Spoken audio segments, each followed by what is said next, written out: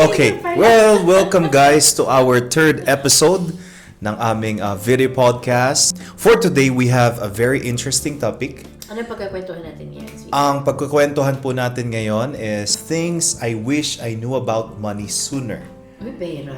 Yes, usapang pera tayo ngayon. Okay, sige. Teka, hihigop muna ako para sige, okay. may energy. Bakit things I wish I knew about money sooner? Bakit ano ka ba dati sa pera? Well, first of all, naniniwala ako na yung pera ay dapat pinag-uusapan niya ng mag-asawa. It's a very important topic that every couple should dive into. Ako personally, when it comes to money, nung single pa ako, I never really paid too much attention. So I wasn't very intentional. Basta namimit lahat ng basic needs that I need to pay. Pagka okay. Pagka hindi, few adjustments. Pero hindi ako ganun ka-intentional when it comes to managing money. Ako parang pretty much the same. Siguro nga kasi when you're only basically taking care of yourself, no? Yep. Hindi mo masyadong pinapanood ba kung saan napupunta yung pera mo. Although, ako ever since tinatrack ko na talaga yan. Mahilig talaga akong mag-track. Napansin ko nga.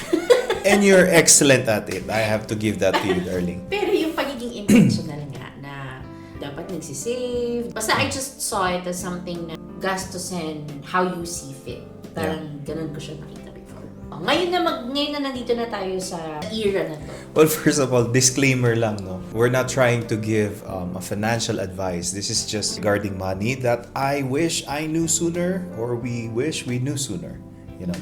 Ako siguro una sa lahat is managing money is more important than making money.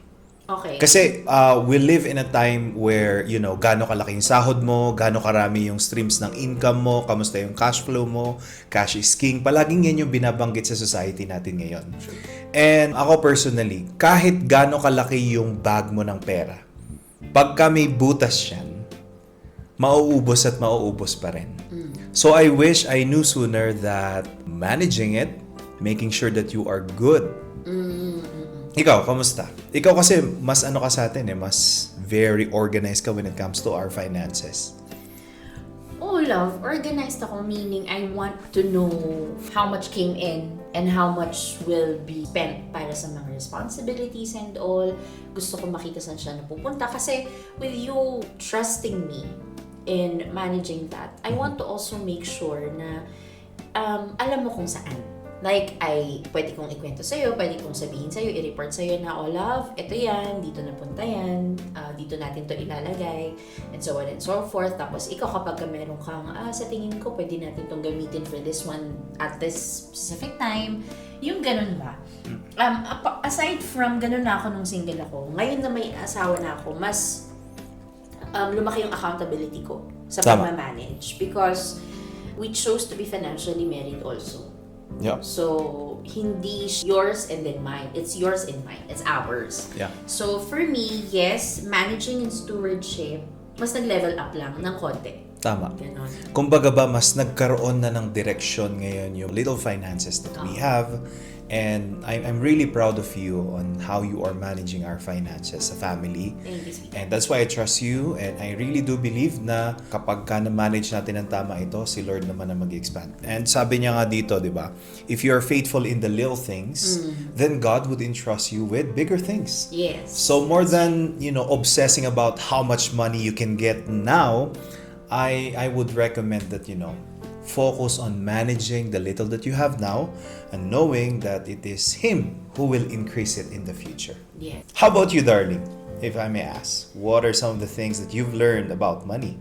Siguro, I'll put this into context. Dati kasi ang pera lang, hindi ko siya tinitignan as something na big deal. Meaning, okay, baka ma-misinterpret, hindi siya big deal in the sense na I don't live for it. Of course, I work to make a living, but it's not just about money. Tama. Okay. Ibig sabihin, I've always seen money as a tool to share. I invested heavily on experiences, ganyan, sharing with my family. Hindi naman ako namimigay, hindi naman ganun na may sinusustentuhan. No naman, but for me, it has always been, may kailangan ka ba? Sige, tignan natin if I have. Treat ko sila sa labas, kakain. So, Gusto ko yan. Gusto ko yung sinabi mo na yun na you don't see it as, para lang sa'yo. Yeah. You see it as a tool to share to others. Yes.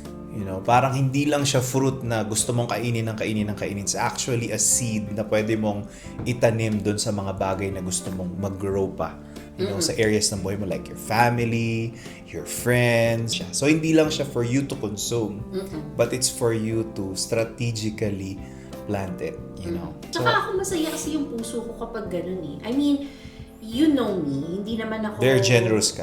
And this is in no way, hindi lang talaga ako mahilig sa gamit. Wala din namang problema kung mahilig ka sa gamit or mahilig ka sa shoes, bags, damit, whatever. Wala naman akong nothing Sa pagkain ka mahilig? Sa pagkain ako mahilig. At saka sa experiences, Yes. sa memories, and I would say, galante ka when it comes to making other people happy. Yun. Totoo yan. Kahit na magkaibigan tayo, no? Oo, grabe. Ako nga, nililibre lang kita ng McDouble sa McDonald's. Pero ikaw, you get me Army Navy Bully Boy Burger. As a friend. Wow! Yun ako, yung when it comes to money being a tool, yun yung, doon ko siya pinaka nakita. How about you? Just because you can doesn't mean you should.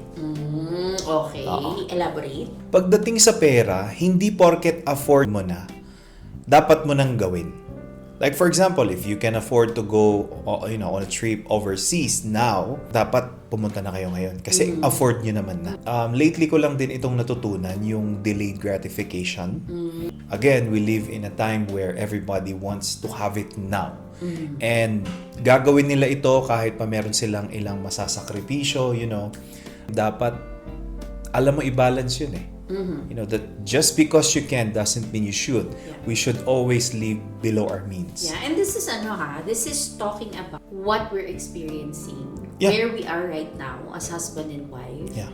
The decisions that we make towards our finances, by all means, if you can afford, Yeah. go. If kaya mo, if wala kang masasangkalang responsibility, wala kang masasagasaan or mapapabayaan sa finances, o naman, if you can travel, buy a new car or go wherever, by all means do it. Pero tayo we're sharing this because natutunan natin na pag mag-asawa, maraming adjustments when it comes to finances eh. I think it's also, we all have different ways of earning money and spending money.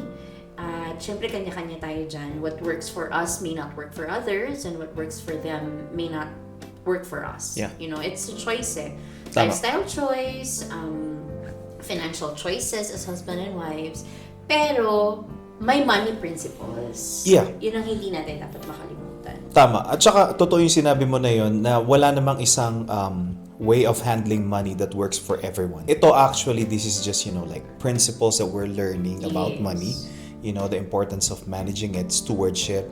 It's not just for you to consume, it's for you to share and extend it to someone else. That's generosity. And just because you can doesn't mean you should. It's contentment.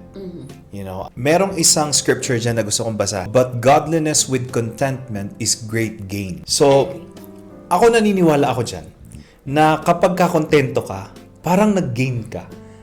Di ba, no? Kasi ang hirap na mabuhay nang meron kang parang greed na kailangan mong palaging pakainin. I want a new car, I want a new motorcycle, I want a new house. Again, there's nothing wrong with all of those things. Yes. I believe we should all have those things. But the question is, where are you coming from?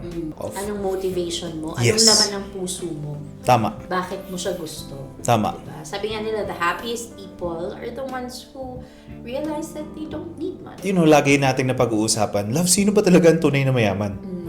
Marami kang possessions pero stress ka, wala ka ring time for a break, or siya na very simple lang. Yeah. So I really do believe that contentment is very important. I wish I knew this sooner, na just because you can doesn't mean you should. And I think it's one of the things that life has taught me for the past 3 years that we've been together.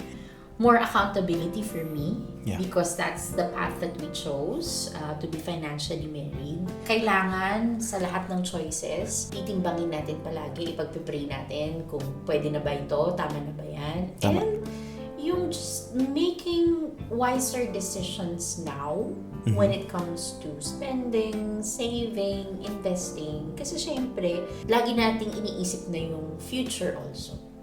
Tama. So, ako yun yung mga pinaka naging highlights ng pagdating sa pera, itong season ng pag-aasawa. Sa akin, na-realize ko ito. It's not how much you make again. It's not about that. It's how well you manage your finances in order for you to live a decent life and to prepare for the future. It's something that God entrusts to us would really, really manage properly. Okay, close mo na.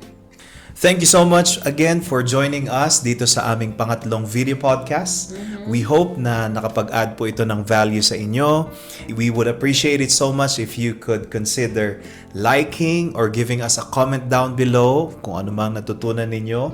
Or if you have any interesting topics that we could talk about in the future, please do let us know. And please consider subscribing to our channel as well. Wow, Okay. yes please. Thank you! Buti mo silipin natin. Tapos hindi nag-record na.